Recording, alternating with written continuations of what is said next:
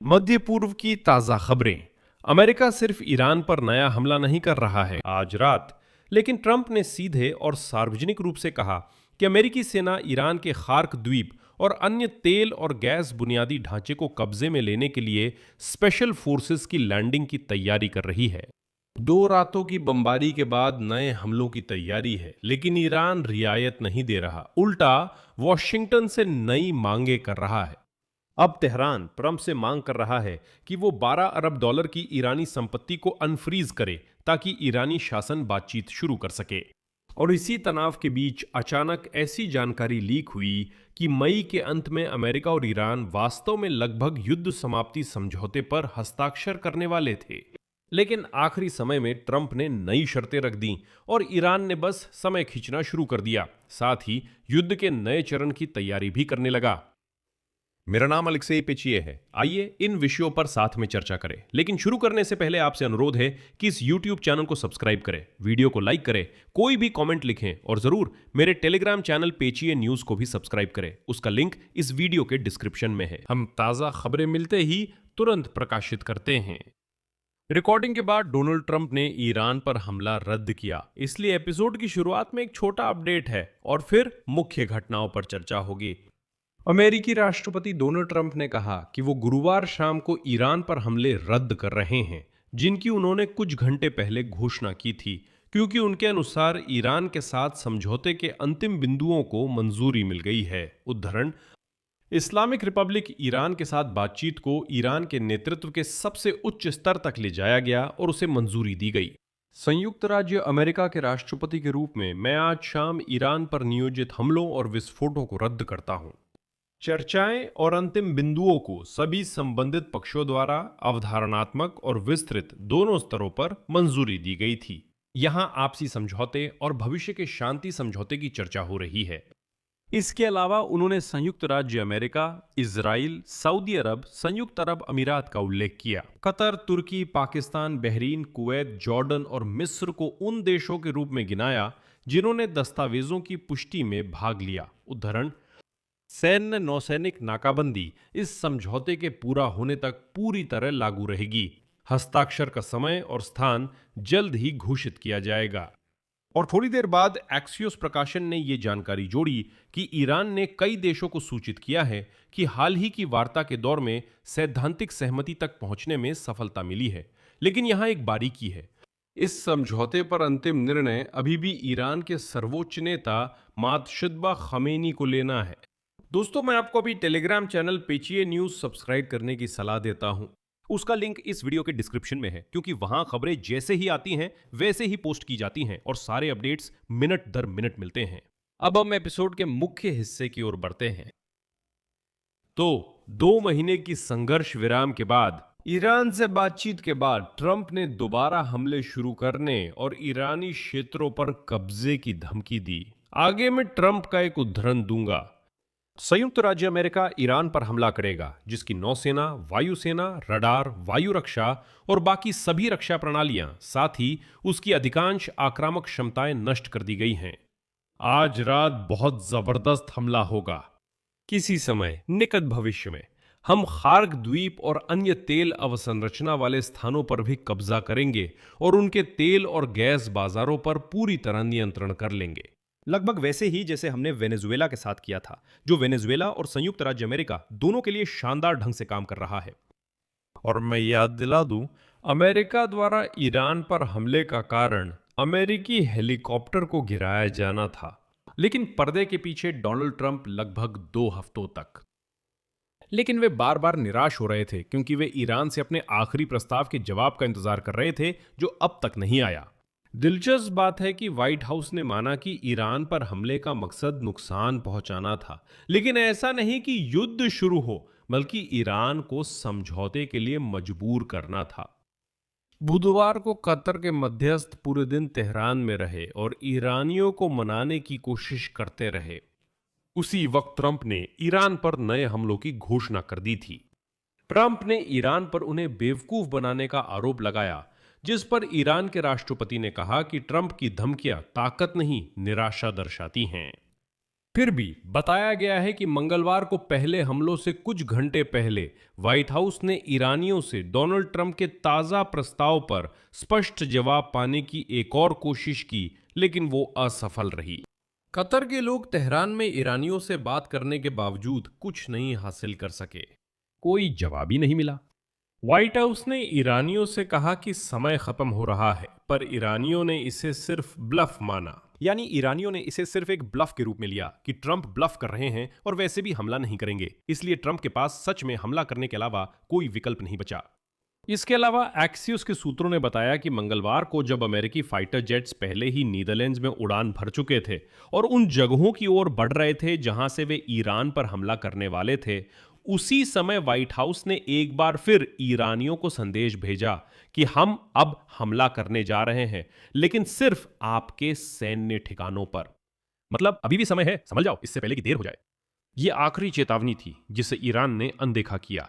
इसके बाद चौंकाने वाले विवरण सामने आए।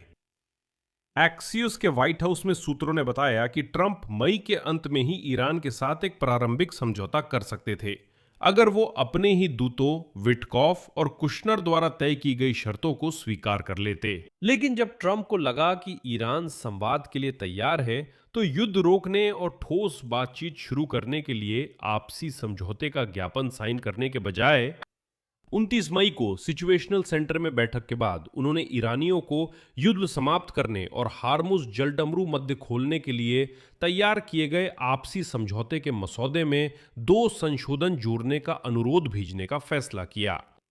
ट्रंप ने ईरान से ईंधन में संवर्धित यूरेनियम की मात्रा कम करने पर सहमति की मांग की। ट्रंप ने ईरान से 60 दिनों में सारा संवर्धित यूरेनियम नष्ट करने और हार्मुज जलडमरू मध्य से जहाजों पर कोई शुल्क न लेने की मांग की। इसके बदले ट्रंप इस बात पर सहमत होने को तैयार थे कि परमाणु सामग्री का विनाश अंतर्राष्ट्रीय परमाणु ऊर्जा एजेंसी की निगरानी में ईरान की सीमा में ही किया जा सकता है। हालांकि पहले ट्रंप इस बात पर जोर देते थे कि यूरेनियम को ईरान से बाहर ले जाया जाए, और वो भी कहीं और नहीं बल्कि संयुक्त राज्य अमेरिका में।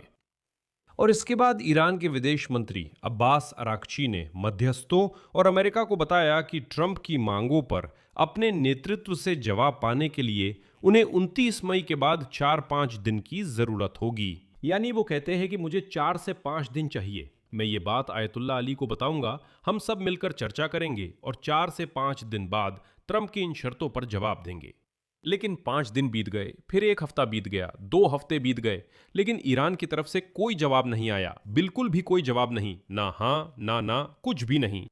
ये कूटनीतिक इंतजार के खेल में बदल गया, जिसमें ट्रंप मीडिया में नकारात्मक और यहां तक कि मजाक उड़ाने वाली कवरेज के कारण और ज्यादा निराश होते गए। डील को लेकर उनके अधूरे वादों और सख्त रुख वाले समर्थकों की आलोचना के कारण, जो उसे ईरान के प्रति नरम होने का आरोप लगाते थे, अब ट्रंप इस पर गुस्सा हो गए कि उनका मजाक उड़ रहा था। मैं याद दिला दूं, एक एपिसोड में ट्रंप बोले डील 95% तैयार है। मैंने कहा दोस्तों, इसका मतलब है डील बिल्कुल नहीं है। ऐसी बात पहले भी आई थी, जब पिछले साल यूक्रेन युद्ध खत्म करने की बातचीत में 95% तैयार होने की बात कही गई थी। और जब यहां ईरान के साथ स्थिति में ट्रंप ने कहा कि डील 95% तैयार है, तो मैंने तुरंत कहा कोई डील नहीं है, कुछ भी नहीं है, यानी कुछ तैयार नहीं है। स्थिति को और भी खराब यह कर रहा था कि ईरानियों ने सार्वजनिक और निजी तौर पर कहा था कि वे जमी हुई कुछ संपत्तियों के अग्रिम जारी होने की उम्मीद कर रहे हैं। ट्रंप के इस आश्वासन के बावजूद कि यह केवल कुछ निश्चित शर्तें पूरी होने के बाद ही होगा, ईरानी कहते थे नहीं, हमारे लिए $12 अरब अनब्लॉक कर दीजिए और उसके बाद ही हम कोई बातचीत करेंगे। ईरानी अधिकारियों ने कहा कि $12 अरब अनब्लॉक करना भरोसे की परीक्षा है। वे बोले अगर ट्रंप अनब्लॉक करते हैं तो हम भरोसा करेंगे, अभी तक भरोसा नहीं है। लेकिन यह सब कुछ नहीं है। याद है इस हफ्ते डोनाल्ड ट्रंप ने अचानक ईरानी आयतुल्ला मादश्तबा खामनेई की तारीफ शुरू कर दी थी, और फिर उन्होंने ये भी कहा कि अमीरात के एयरपोर्ट पर ईरान का हमला अमेरिकियों द्वारा उकसाया गया था। अब मैं आपको एक्सियस की एक दिलचस्प उद्धरण सुनाता हूं। सूत्रों के अनुसार अमेरिकी वार्ताकारों और क्षेत्रीय मध्यस्थों ने पिछले 12 दिनों में कई बार ईरानियों को जवाब देने की आवश्यकता के बारे में चेतावनी दी थी। इससे पहले कि तथाकथित उकसाने वाले कारक सामने आए जो वार्ताओं को पटरी से उतार सकते हैं या कोई सामरिक घटना स्थिति को और गंभीर बना देगी। पिछले शनिवार अराकची ने कहा कि उन्होंने ईरानी जवाब सुप्रीम लीडर मदश्ताबे खामेनेई को मंजूरी के लिए भेजा है और उम्मीद है कि वो इसे रविवार तक व्हाइट हाउस भेज देंगे।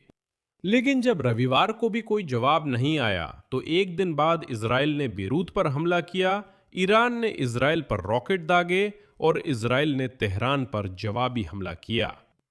हमने ईरानियों से कहा कि उन्होंने इजराइल पर हमला शुरू करके बहुत बड़ी गलती की है, क्योंकि इससे बीबी को बातचीत विफल करने का शानदार मौका मिल गया, एक क्षेत्रीय सूत्र ने कहा जो वार्ताओं में शामिल था। दो क्षेत्रीय सूत्रों ने दावा किया कि इजराइल और ईरान के बीच संघर्ष बढ़ने से पहले अमेरिका और ईरान वास्तव में समझौते के बहुत करीब थे, लेकिन इसके बाद ईरानियों को डर था कि उनकी सहमति इजराइल के सामने आत्मसमर्पण मानी जाएगी। एक इजरायली अधिकारी ने कहा कि ईरान का व्यवहार खामेनेई और उसके शीर्ष कमांडरों की उस सोच को दर्शाता है कि उनके पास बढ़त है। इसके बाद अमेरिकी सेना के हेलीकॉप्टर की घटना और ट्रंप की तरफ से नई धमकियां आईं। और अब शायद अमेरिकी राष्ट्रपति के प्रशासन की यह कोशिश कि ईरान को जबरदस्ती रियायतें देने पर मजबूर किया जाए वाकई हालात बदल सकती है, लेकिन फिर से हालात बिगड़ने का भी खतरा है। अमेरिका हमला करेगा और क्षेत्र में अमेरिका के विरोधी अब अमेरिकी हमलों को ईरान की आक्रामकता के अनुपातिक जवाब के रूप में नहीं, बल्कि खुद अमेरिका की आक्रामकता के रूप में देखने लगेंगे। फिलहाल ईरान किसी तरह की रियायत देने को तैयार नहीं है, खासकर जब उसे ट्रंप द्वारा 2 महीने का युद्ध विराम मिला था ताकि वो हथियार जुटा सके और नई जंग की तैयारी कर सके। मैं यही विराम लेता हूं। चैनल सब्सक्राइब करें ताकि अगला एपिसोड ना छूटे, लाइक करें और कमेंट में अपनी राय और अपने निष्कर्ष साझा करें। यही सब था। अपना ख्याल रखें। सभी को अलविदा।